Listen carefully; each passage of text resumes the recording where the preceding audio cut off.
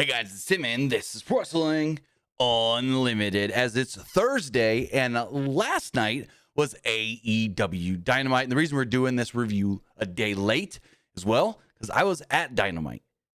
And where Dynamite was last night in Tulsa at the BOK Center is about 30-ish minutes from my house. So I'm like, all right, it's going to take me a while to get back home. We left there, I want to say close to 10, 9:45, 10. And coming home, stopped at McDonald's, got me a fish fillet, however you say fish fillet. And then I'm like, all right, let's go. I got about a 25, 30-minute drive from the McDonald's. And I get on the freeway, and I go about 5, 10 minutes, and then everything's just stopped. And I'm like, uh-oh, what's going on? And everything's just backed up and stopped and barely moving for a while. And apparently there was a multi-car accident. I don't know if everybody's okay. Hopefully everybody's okay, but there was a big accident that blocked all lanes of traffic going, I don't even know, east, north, south, west, whichever way I'm going, into where I live. And so by the time I got home, it was like past 11. I'm like, yeah, if I do the review now, no one's going to be watching. So I'm not doing it this late. We'll do it the next day and go from there. Now, I don't have like my normal notes for the show because I was very busy during the show. I was there as media. I got my media pass here. I put it on this so I can keep it, of course. Keep all my media passes that I get from wrestling shows and conventions that I go to and stuff. But I have my media pass. Sat second row under hard cam. So you saw the back of my head during that show on TBS. And I had my camera, so I was able to bring my camera with me, take some pictures. You guys did see some of them posted on social media. I still need to post the pictures from the main event and then go through, because I took a lot of photos, go through and edit everything up and like post them on Instagram and Facebook and stuff, like fully edited photos. Because I was just taking the pictures real fast, sending to my phone, quick edits, and then posting them on Twitter, basically. So get there, find... go to will call. They say your ticket will be at will call. So I go to the will call, and I got my media pass and everything. And I go in, and they're like, "Oh, you got a backpack? I need to check your backpack. What's in your backpack?" And I go, it's just camera equipment." And they're like, "Oh, let me see. Oh, yeah, you're good." And so you go through like another check area, and they're like, "Oh, it's in your backpack." I was like, "Oh, they already checked it over there." So, "Oh yeah, he's got the green tag. He's good." So we're fine. We go find my seat, and I was just like, "Wait, where's this seat at?" And it said F3. I'm like, "Where the heck's F3?" And so I asked this guy, and he's like, "Oh, you're all the way at the bottom." I'm like, "Oh, floor 3. Okay, row B." And there was me and 2 other guys there as media with cameras taking pictures and stuff. Really cool, really nice people. One of the guys, I guess he does a lot of photography for local wrestling companies in Oklahoma. And then I really didn't speak to the other guy who was sitting on the opposite side of him. He kept to himself for the most part. It was pretty quiet. But overall, a really good experience that we're going to get into. Again, like I stated, I don't have full notes from the show. I just have a list of everything that happened in order. And then I'm just going to go off the dome and give you my thoughts of the show being there, how it was being there as media and so forth. But with that, I want to say thank you for joining us here at twitch.tv/PWU Unlimited, youtube.com/Pro Wrestling Unlimited, and podcast services all around the globe like Stitcher, Spotify, Google Pod, Apple Pod, Anchor, iHeartRadio, and so much more. Remember, if you are watching live on Twitch, you can help us out a couple of different ways.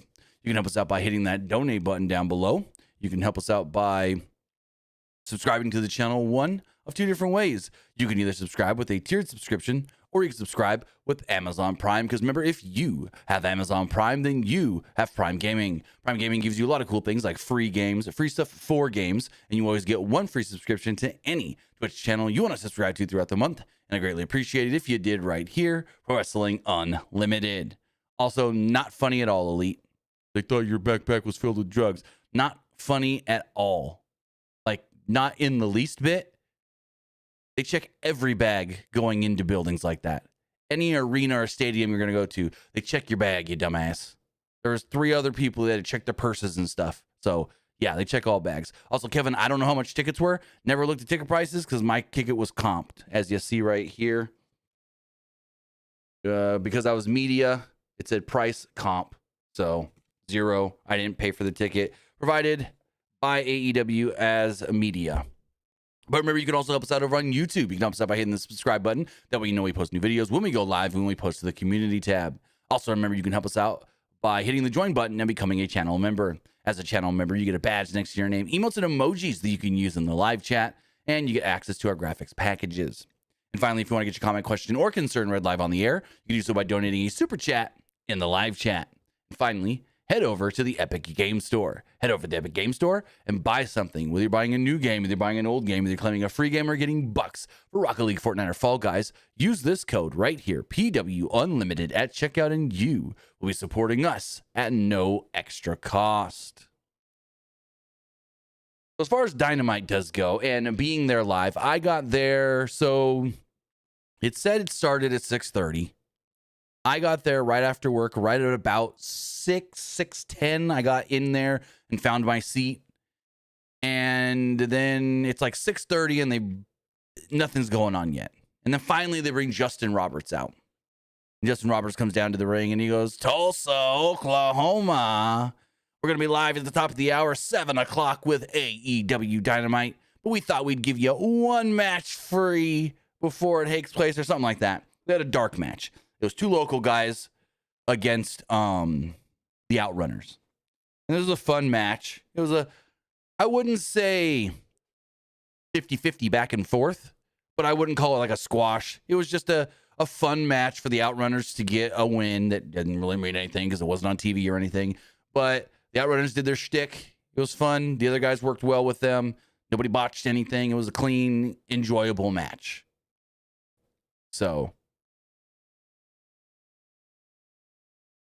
he says, I'm going to feel bad for you when you go to AEW 8-hour pay-per-views. I mean, I was at the very first ever Double or Nothing. This show, so I was at the show yesterday that went almost 2.5 hours. It was like 2 hours and almost 20 minutes. It flew by. And I don't know if that's because I was so busy, but it flew by. Like, they go to the main event and I go, oh shit. Look at the guy next to me and go, main event already? He goes, yeah, I know. So we get the Outrunners match. They take the win. Then Tony Khan comes out and just hypes up the crowd and says that he loves Tulsa and you know, he's glad to be back in Tulsa. And if you don't know the story on why AEW hasn't been in Oklahoma in like 3 or 4 years, well, here's what happened. AEW ran, I forget where they were and exactly what year it was, but AEW ran a show that Nyla Rose was on. And the state found out that Nyla Rose is transgender and said, whoa, whoa, whoa. A legally born man cannot compete against a legally born woman. And so she is not allowed to be on your shows when you're in the state of Oklahoma, basically. And there was a whole rigmarole, the whole thing. You can go back and read all the news reports about it. We did videos about it and everything. And Tony was basically like, okay, then we're just not going to come to Oklahoma for a while. And they didn't. They didn't go to Oklahoma for years. It was, and I want to say it's like 3-4 years, if not closer to the 4. And so they didn't come to Oklahoma, and they never even talked about going anywhere in Oklahoma. And the closest they ever came here was the Dallas area. That's like 4 hours away. Maybe they were somewhere up in like Kansas and stuff that's kind of close, but I don't know if they ever ran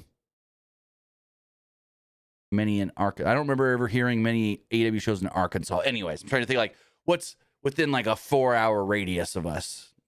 And so a couple of weeks ago when I hear, January 7th, Tulsa, Oklahoma, I'm like, wait, what? Immediately reach out, like, media pass, please. Thank you. Camera, yes. Because like, you bring any equipment with you because they want to know. So you get a specific type of seat and ticket. And I was like, media pass just for me, Pro Wrestling Unlimited, camera. Equipment I will be bringing with me. And so I corresponded with their guy, and he was like, all right, if you're going to have your camera, then you have to pick up your ticket at will call, this, that, so forth, and everything and whatnot. So we're all good. And yeah, but it's just, they hadn't been in Tulsa in forever. And it was weird. And I don't know, maybe you guys know in the chat what Tony was talking about, but Tony Khan was after the show, came back out and just thanked everybody for being there and said that he loves Tulsa. And as a kid, some of his favorite wrestling was produced out of Tulsa. Now, what is he talking about? That I'm not sure about.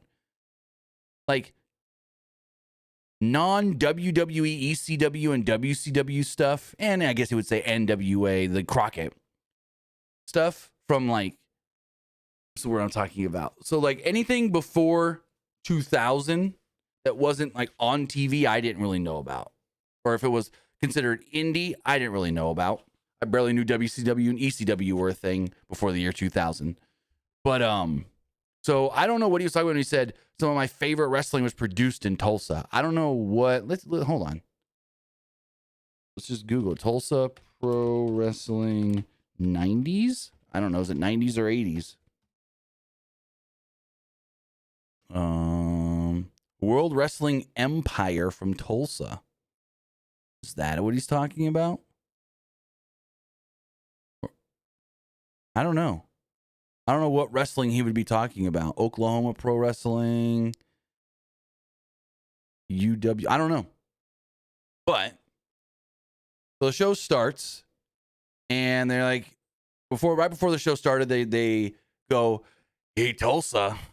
So we usually run a 30-second video hyping up the show, but how about we make you, the crowd, the open of the show?" And the crowd's like, "Yeah, woo!" So Tony said the same thing. "Hey, we're not going to show the intro. We're just going to pan the crowd." And so they wide shots of the crowd and up front row shots of the crowd and this, that, and so forth. And they tell us right before they go live too, they're like, "We got Tony Schiavone and Excalibur out here on commentary." And I'm like, "Where's JR? Where's Danielson?" We didn't get Danielson. And now I haven't gone back and watched the show either. So I don't know anything commentary said. Also, I'm going to turn on the fan really fast. It's getting kind of warm in here.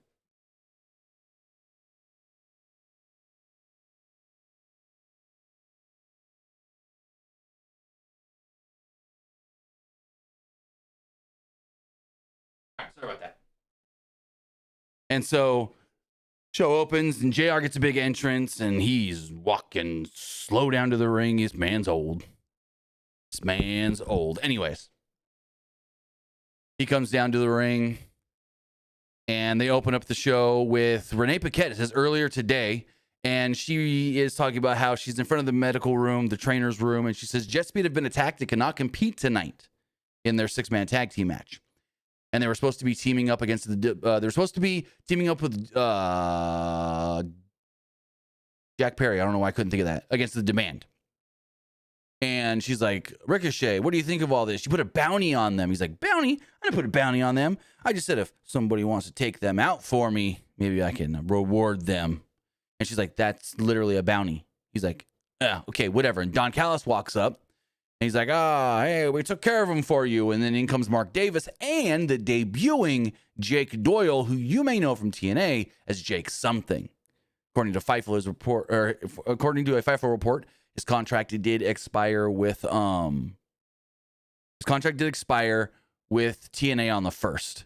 Also, King D Jack says Mid-South Wrestling. That makes sense because Tony Khan has said in the past some of his favorite wrestling came from Mid-South. Okay, that makes a lot of sense.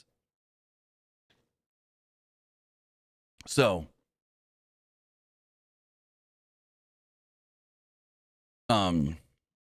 Jake something makes his debut. He's Jake Doyle now.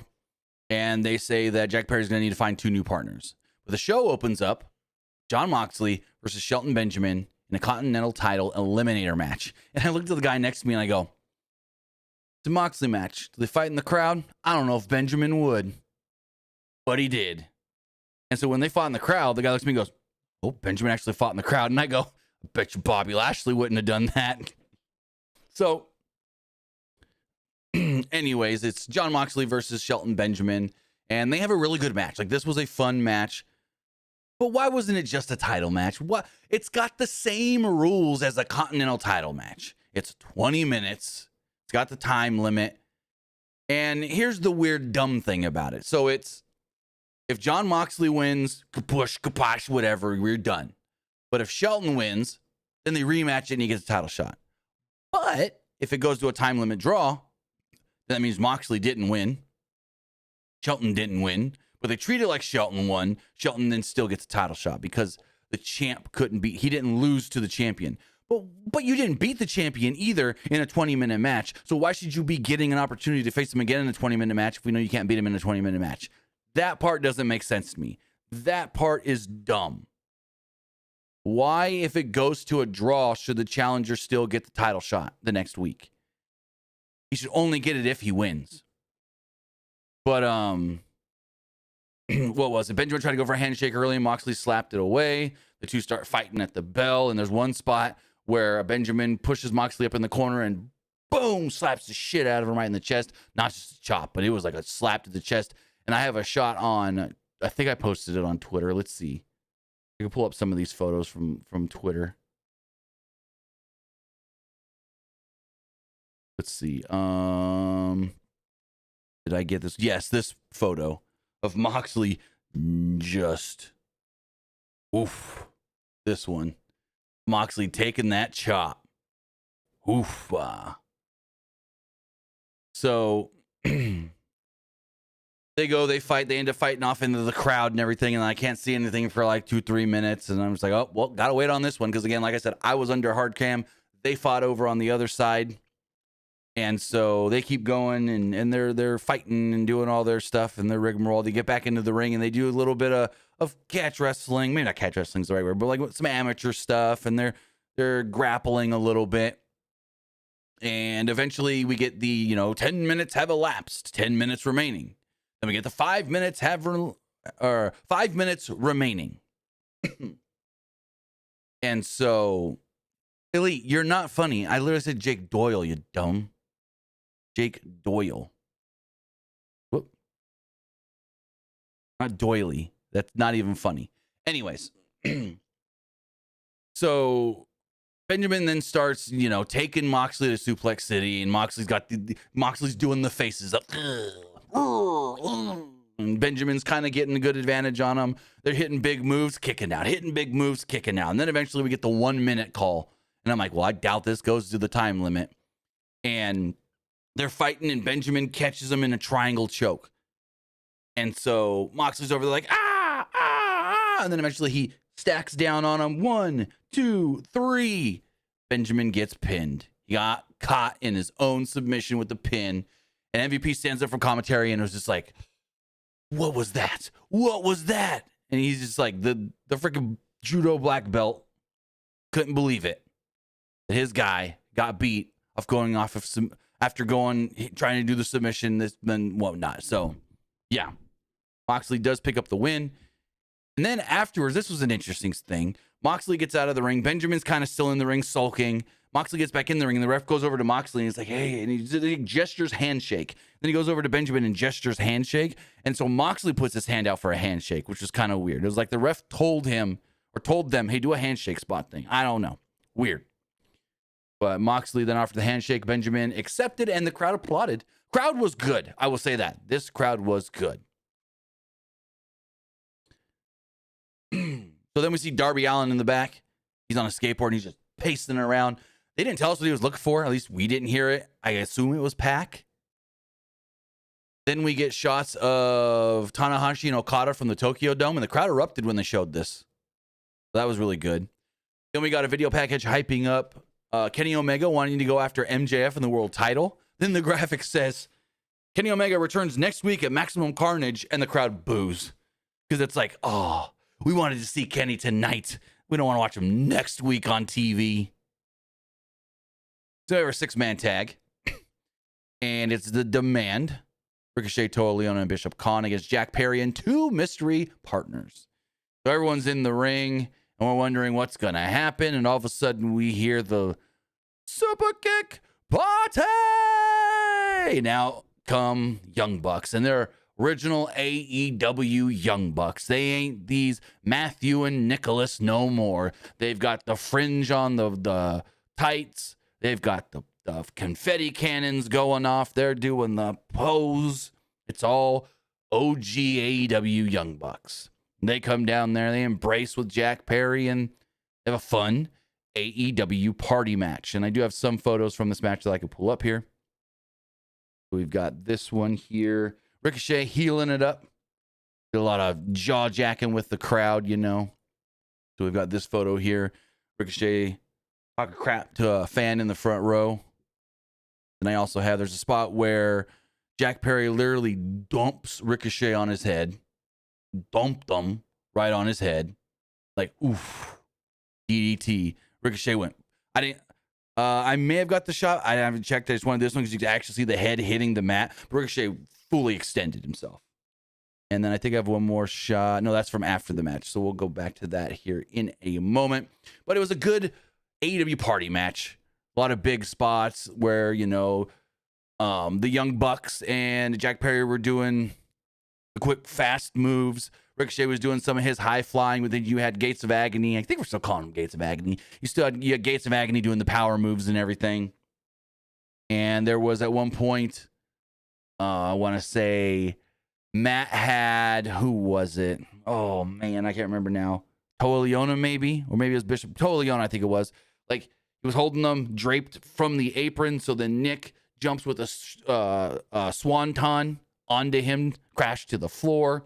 Bunch of other big spots and whatnot until eventually the Young Bucks and Jack Perry do pick up the win with Jack Perry pinning Ricochet after the baby faces basically triple teamed him. They gave him the BTE trigger. Then they held him so Jack can come in with a big knee and everything. And they pin old Ricochet. So Young Bucks and Ricochet, they all embrace, they hug. They're cool. But then out comes the Don Callis family. Mark Davis, Jake Doyle, boom.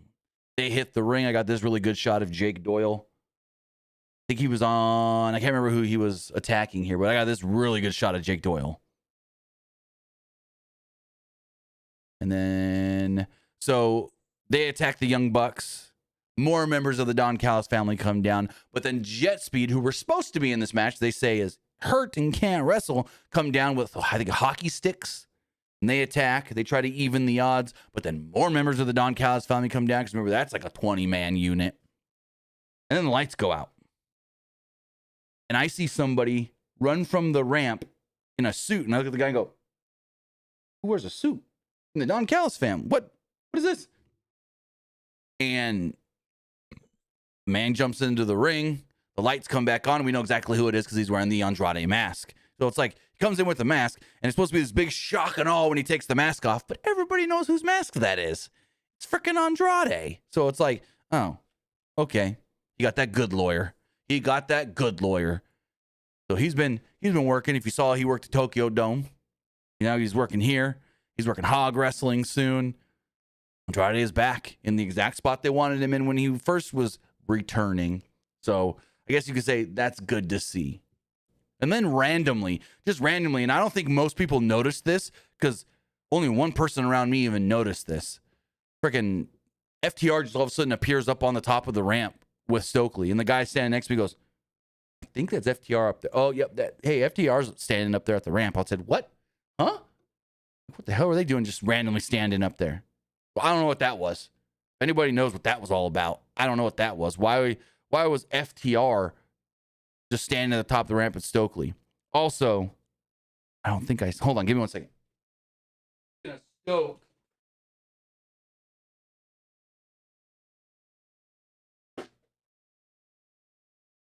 They put these on all of our seats, speaking of Stokely.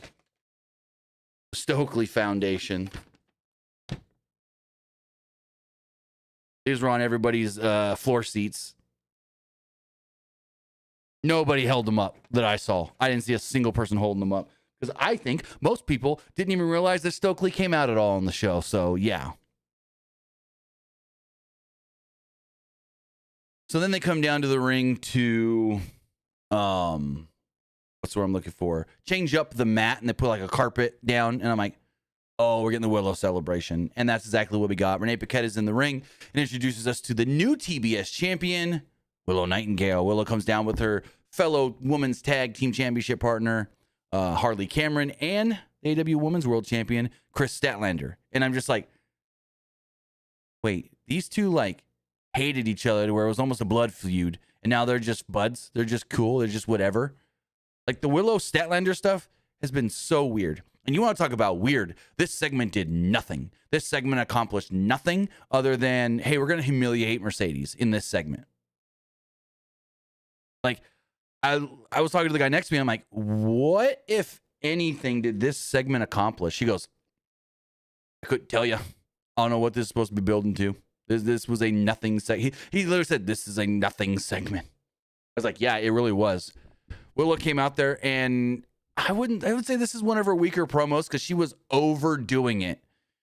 She's like, you can call me Two Belts Willow, or Willow Two Belts, or something like that. But she was like over in acting. She was over enunciating everything. She was trying to be extra excited about all of this. And it just came off so non-genuine, I guess you would say. She's like, we're on the Willow Two Belts tour. Like, even her voice sounded different. And maybe it was different from being there live to watching her on TV. But even her voice sounded different in the way she was talking and everything. And this just wasn't good. This just wasn't good at all. Then eventually she calls for Mercedes to come down to the ring. And Mercedes does come down. I do have some photos from this segment as well. We do have this picture of Willow here.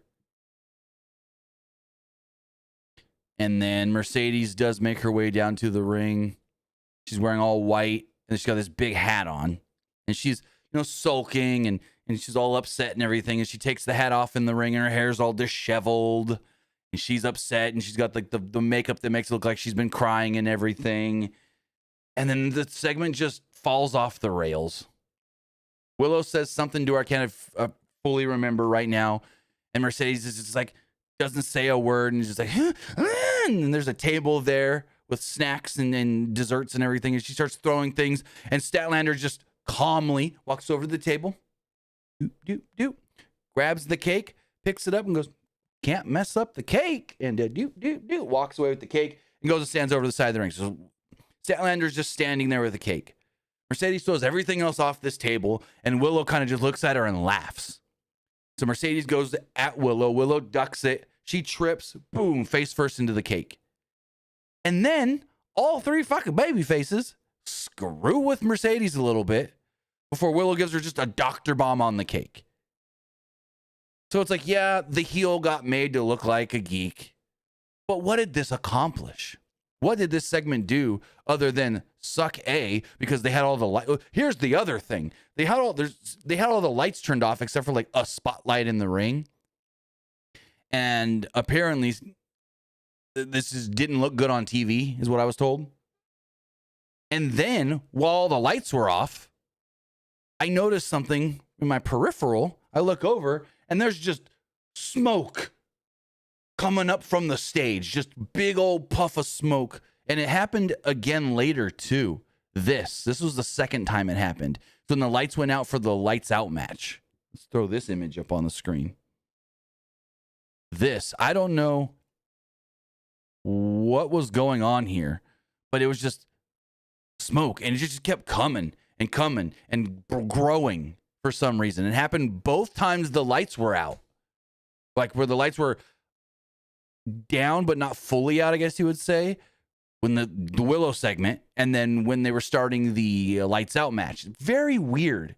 I don't know what caused this, but it was twice. Nobody was up there. They weren't like using the smoke for an entrance or to block somebody to so you didn't see them when they ran out. It was for nothing. Just randomly the smoke started going. It was very weird. Again, like I said, it happened twice. And I don't know what this was. But basically, they just made Mercedes look like a geek.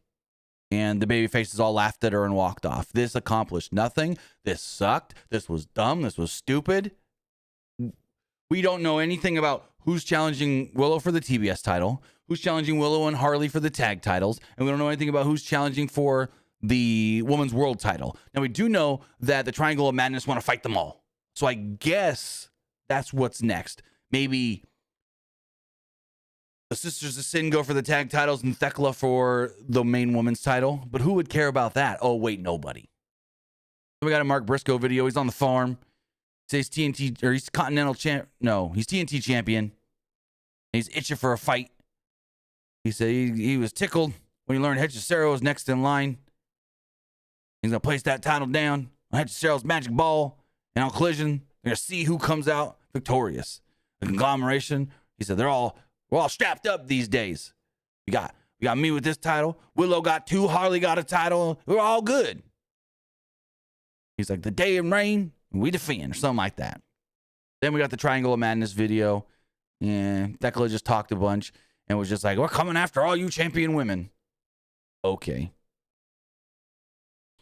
So we had a non-title match. It was the ROH World Champion Bandito against one half of the ROH Tag Team Champions, Sammy Guevara. These two had a really fun match.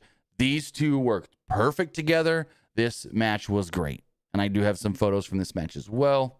You can throw up here on the screen. Let's do this. Easier if I do it this way.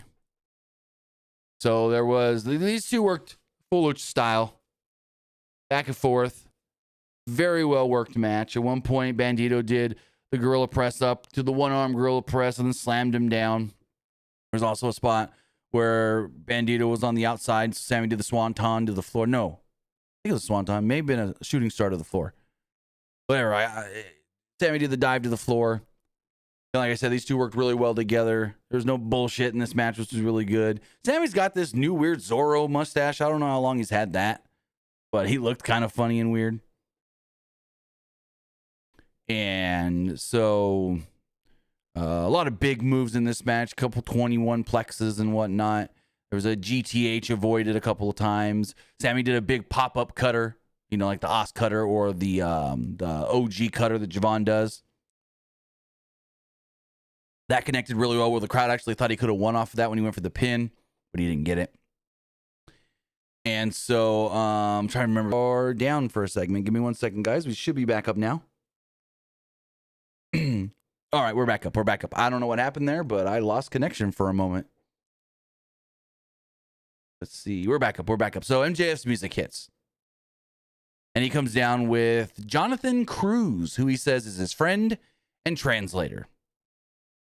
And so he just goes on and on and on and on talking about how, you know, he knows Luchador. He sold out the, what was it? He sold out Arena Mexico and he beat a Mystico, a legend, and da-da-da-da. And then he goes, John, my man, translate it for me.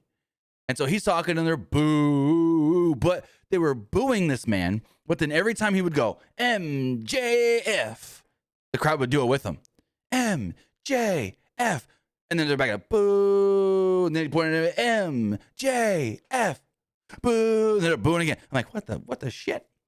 So this goes on for a minute. And then I notice that somebody on the other side where hard camera can see had their sign confiscated. And I look at the guy next to me and go, he just took that guy's sign. Did you see what it said? And it was one of the AEW security. He's like, no, I didn't see that at all. I never saw the sign until I noticed that the security yoinked it from him. Apparently what this sign said was, MJF blows goats. I have proof. And it was very, very visible on TV. I was like, oh. Once I found out what that was, I was like, hey, here's that sign. And I show him. He goes, oh, yeah, that's bad. That's bad. Come on, people. We got to be better than this. We got to be fucking better than this. Anyways. So they're doing all the translating, and MJF is like, you get that? And he goes, Bandito grabs the microphone and goes, looks right. He literally gets right in MJF's face, and it's just basically like, I can speak English, dumbass, or something like that. And I think they had like a little brawl. MJF tried to take the ring from him and stuff. Because he hit him, I think he kicked him low, if I'm thinking correctly. But then Cruz took like a 21 plex. Bandito then held up the AEW World title in celebration. And there we go. Basically just hyping us up for next week's match. This should actually be pretty darn good. But we all know what's going to happen. There's no way MJF's losing to Bandito. No offense to Bandito, World ROH World Champion.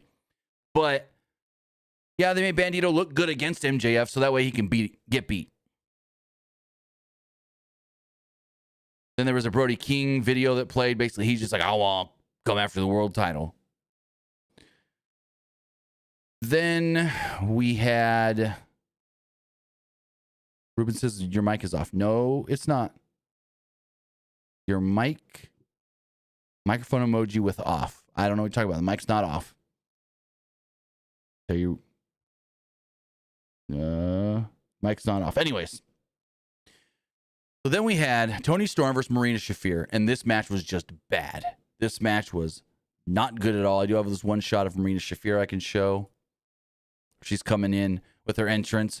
It was really hard where we were sitting to get some, like, some of the better shots I wanted to get, because where we were sitting in the second row, the angle wasn't that good, and I kept trying to focus, and then like the ropes would be in focus, and then the shot wouldn't be in focus properly. It was a whole thing. I wish we were kind of sitting more back and up a little bit. It would have been better. But hey, thank you AEW for sitting me second row. I haven't sat second row that close at a show since like 2018 when I sat front row to SmackDown in Fresno. We're freaking, and I always remember this show because literally right in front of me, Kevin Owens put a chair around Chris Jericho's neck, smacked it right against the turnbuckle to write him off television. Anyways.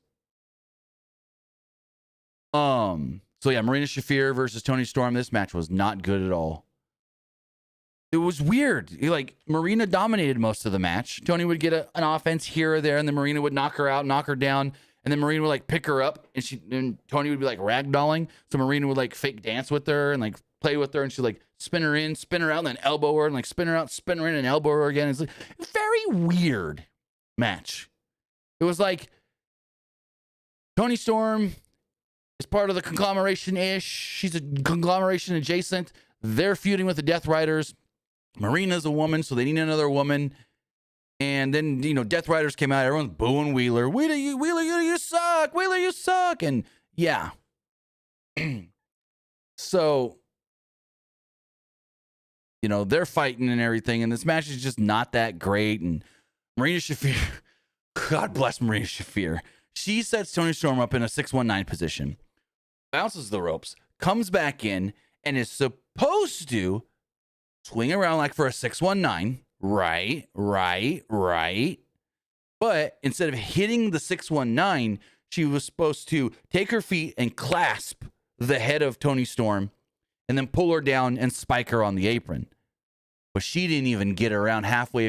She wouldn't have even got this if she was trying to hit a 619.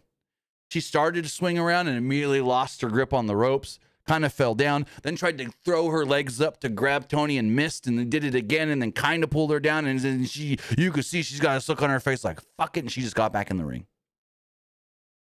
And I'm just like, oh, that didn't look good at all. That did not look good at all. So they keep on fighting, and Marina's got the advantage, and she's beating the crap out of Toni Storm, but then Toni goes for the pin at one point after she gets the advantage with the big package. But then Yuta yoinks the referee out of the ring. Paul Turner, we'll talk about him in a second. And so he says, oh, no, I'm not going to let that stand. And all of a sudden, everything just goes quiet. And I'm like, what the hell is going on? And then we hear ding, ding, ding. And I'm like, what? It's over?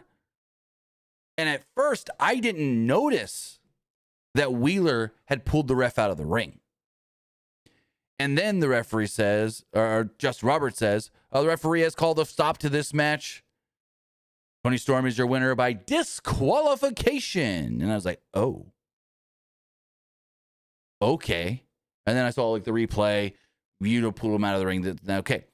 So Paul Turner's going to call this. Call this. And I get it in storyline. Don't come after me. But if we're looking kayfabe, this to Paul Turner is a DQ. But Okada hitting Takeshita with the goddamn screwdriver is not a DQ. Because he watched it at the fucking pay-per-view. So afterwards, the Death Riders jump in the ring with a conglomeration, then run down. Roderick Strong, Marina's husband, gets in the ring and kind of just stares at her. So she spits her gum right at him. Orange Cassidy's down there as well. Eventually, Death Riders leave. Mina Shirakawa had ran down as well and got taken out by Marina at one point. Marina. Try to say that 5 times fast. There's a bunch going on here. Where in the end, Orange Cassidy posed with Mina Shirakawa and Toni Storm. Claudio came out as well and death glared Orange Cassidy. So that's probably a match coming up soon. The CMLL World Champion against Orange Cassidy. Maybe Roderick Strong. I couldn't tell which one he was fully looking at. They were both standing there. Excuse me. Renee Paquette's backstage. She's with Pac. She asked him, Darby's beating just about everybody in the Death Riders except for you. And she said something about like you've wrestled him twice and this, that, blah, blah, blah, blah. And basically he was just like, I'm eventually going to get Darby. Cool. think Darby attacked, sprayed him with a fire extinguisher. I wasn't fully paying attention to this segment. I was uploading photos to my phone. But I think there was like a fire extinguisher spot, and the Death Riders came in and ran Darby off. So then we get our main event. Hangman Page and Swerve against the Ops in a lights out match. Justin Roberts comes over the mic and says, our following match is the main event, and it is a lights out match. Once the lights go off and come back on, All Elite Wrestling is not responsible for anything that happens to all 4 of these men in this ring. And nothing bad happened. We've seen worse things in sanctioned matches. And so the Ops come down, Hook and Powerhouse Hobbs. I will say, Hook played a, what would you call him, a shitty heel? Great. There was a spot in this match where Hangman was trying to run at him, where they were in the ring, and he jumped out of the ring. So Hangman ran after him around the ring, and so he's running across where the ramp is, and he's running towards us this way, right? And you just hear him go, well. So Hobbs jumps up and takes down Hangman for him. I was like, oh, that was great. A little shitty, gonna run away from you heel, but I'm gonna have the big guy actually take you down. I liked that. Anyways. So I didn't get any of the photos from this match uploaded, but I do have some photos from it. They do the entrances, and all of a sudden we see, hey, Hangman's up there walking from the concourse area down through the crowd. And so we're like, oh, I bet you Swerve comes out that way, and he did. So they both come walking down through the crowd. But then if you look at the Titantron, I don't know if they showed this on TV or anything, but they had a video that played that was like a cartoon or whatever of fucking Swerve's house catching and lighting on fire. Let me see if I can pull that photo up on my phone. I know I have that one on my phone. I just never posted it. Let me see. Hold on. Give me 2 seconds. I know I have that photo. Yes, right here. I don't know if you guys will be able to see this on camera. And I don't know if that showed on TV or not either. There we go. But it's the Swerve house on fire on the Titantron. That was actually kind of cool. What other photos do I have from that match that I could show really fast? I do have this one of Toni Storm I didn't post. She's like, oh. But I've got Swerve coming down to the ring. It's not wanting to focus. I apologize. Swerve at ringside after walking down. We got Hook knocked out of ringside. He sold down there for at least 5-6 minutes. Like he was just laying there for a while. When Hobbs slammed Swerve onto the concrete with the not the concrete, but the concrete bricks, whatever you want to call them, the bricks with the World's Strongest Slam. We got this shot of Swerve, and then Hangman choking out Hook at the end of the match over the ropes with the chain.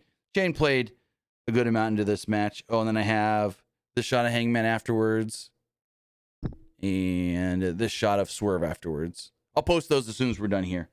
But as far as the matches goes, a really good match. I thought this was a fun match that some people kind of missed because this match started basically after the overrun.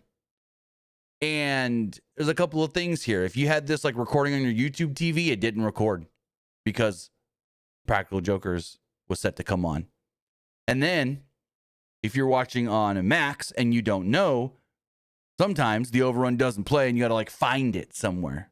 Like when they do those 3-hour Dynamites on HBO Max, the third hour you have to go and find Collision, which is so weird. You have to, it literally tells you your live streamed program is ended. And so you think the show's over, but then you gotta remember, oh wait, there's another hour, I gotta go find Collision. Anyways, as far as this match does go, a lot of big stuff happened in this match. Strickland took a DVD on the apron at one point. I think it was from Hook? No, Hobbs. No, it was Hook. It was Hook. No, not a DVD. Hook hit him with like a T-bone on the apron as he was distracted by Hobbs on the outside. There was a couple of times where Swerve or Hangman was trying to go for the buckshot and didn't really get it. A couple table spots in this match. Then, so before the Toni Storm Marina Shafir match, a stage guy comes down to the ring with something covered up in a black sheet. And he goes over to the turnbuckle and he slightly lifts up the ring skirt. and he slides something in there that looked like, I don't know, at first I thought it was a piece of concrete, but it wasn't a piece of concrete. We ended up learning afterwards it was drywall. Anyways, as we think it's drywall, or is it something to look like drywall? Maybe it was styrofoam. I don't know. But at one point, they've been fighting. This match has been going on for at least 10, 12 minutes at this point. And Hangman jumps to the outside, and he lifts up the skirt. And I go to the guy and go, hey, he's going to grab that thing that they put under there. He goes, oh, cool. And so he pulls out this thing that looks like a piece of drywall, and he slides it into the ring. He picks it up, looks at Hobbs, goes to throw it at Hobbs, and it literally goes right over Hobbs' head and flies to the floor on the outside over the top rope. I'm like, oof. He whiffed on that one. Didn't even hit Hobbs. And Hobbs just kind of stands there and is like, do I sell it? And Paige looks over at Swerve, and Swerve kind of looks back at him like, that didn't work. But they had put two pieces, I had thought, under the ring. So I thought they were going to go back for it, but they didn't. And I'm glad they didn't, because I hate the times when they botch the spot and go straight back to it if you can. No, they just went along with what was supposed to be next. And then we had seen right before the match started that they put the cinder blocks under the ring. Well, they pulled the cinder blocks out of the from under the ring, Swerve and Hangman. And they take the top piece of wood off of it. And the cinder blocks are bungee corded. This is an important thing. They're bungee corded to this piece of plywood underneath, so they're all connected together. They pick up the cinder block contraption, they slide it into the ring, but it gets hooked on the ring skirt. And so they get in the ring, they go to pick it up, and they can't pick it up. And so they put it down, and they go to pick it back up again, and they can't pick it up. Prince Nana then runs over and is like, what's going on? What's going on? And I start yelling, bungee cord, Nana, bungee cord. He didn't hear me. He didn't hear me, though. And so they just leave it. I don't know if that's where it was supposed to be in the ring or if it was supposed to be somewhere else set up in the ring, but they just said, fuck it, we're going to leave it because they didn't realize. And I get it. I'm looking at it straight on. I can see this bungee cord is stuck on the ring skirt. They can't. And they know we can't take too much time screwing with this. We're on live TV. We can't fiddle around with it. We just got to go. And so they keep teasing moves on it and everything until eventually Swerve gets World's Strongest slammed onto it. 1-2, kicks out. Then they're fighting later, and Hangman does the Deadeye to Hobbs on the cinder blocks. Looked like this was worse for Hangman when his knees just crashed right onto him. Ooh, that wasn't good. At one point, all of a sudden, everyone from the Ops dojo ran down, and they started attacking with like pipes and all kinds of things, and they're beating down Hangman and Swerve, and it's like 5-7 when you count Hobbs and Hook on 2. And the guy next to me goes, hey, I know every one of those extras. Really cool to see people I know out there. And so yeah, they're all fighting and all this stuff's going on and blah blah blah blah blah blah in the dojo, and the crowd's chanting bullshit for all this. Hobbs grabs the chain, and he basically looked like he was trying to tie Swerve and Hangman together. And my first thought was, why are you tying these guys together? Wouldn't you want to tie one guy up and beat the other guy down so you can try to pin him, and the other guy's tied up so he can't break it up? If you tie these guys together and they're literally sitting back to back, how are you supposed to pin either one of them? Dumb. But eventually they get out of it. They throw off all the Ops dojo guys, and it's back to just 2-on-2. Hook tries to use the pipe at one point, and he gets headbutted. Well, I think, he tries to use the pipe and gets headbutted. Then there's a Swerve headbutt to Hobbs, and eventually, I'm trying to remember what happened. Hobbs gets taken out with a house call. Then they wrap the chain around the neck of Hook, throw him over the top rope. Hangman, as you saw in that shot, is holding back, choking Hook over the top. Eventually, Hook taps out, and there we go. He submits and says, I'm done. Hangman and a Swerve then pose, and the show goes off the air. And immediately they're like, thank you, Tulsa, we're done. But first off, Tony Khan. And Tony's like, Tony, this fucker is at the top of the ramp waiting for his cue. And so you can see him holding onto like the side of the stage with his head peeked out. He's looking like this. And you can see this big ass grin on his face where he's like, is it time? Justin, can I come? Yeah. And then eventually he comes out, thank you, Tulsa. you guys really showed us that we need to come here more. And he's doing the voice and everything. And that's when he says, you know, Tulsa's a place where produced some of my favorite wrestling ever. And yeah, he's basically just like, didn't ever acknowledge we haven't been here in a while. It was just, you know, we loved being here in Tulsa. Tulsa was good to us tonight. You were a great crowd. We're coming back for sure. But it's the same rigmarole he says in every city. You guys were great. We're definitely coming back. So, yeah, that was AEW Dynamite. I actually talked way longer than I expected to with no notes. So, good show overall, I will say. It flew by, but being there, I was so busy because I was paying attention to the show. Click, click, click, click, click, taking pictures. Then I'd sit down, throw them to my phone, post them on social media. Boom. Oh, more stuff's happening. Picture, picture, picture. And, you know, it's just, I was up and down, up and down. I didn't stop moving the entire time. So, really fun, really cool. Loved the experience. Always loved being able to go to wrestling shows as media and doing stuff like that. So, yeah, really fun. If they come back to Tulsa, I'd love to go again. Don't know when they'd be back. I mean, maybe they go to OKC. I don't think I would go to a Dynamite on OKC. If they did a pay-per-view in Oklahoma City, I'd go for sure. That's about a 2-hour drive. But I wouldn't make it in time, to be honest. Go to a Dynamite in OKC. They would play at the Thunder Arena. But yeah, overall, great show, great night, great time. And main event was worth it. I will say that. Main event was fun. And so was the 6-man tag. It was your typical AEW party match, but it was fun as well.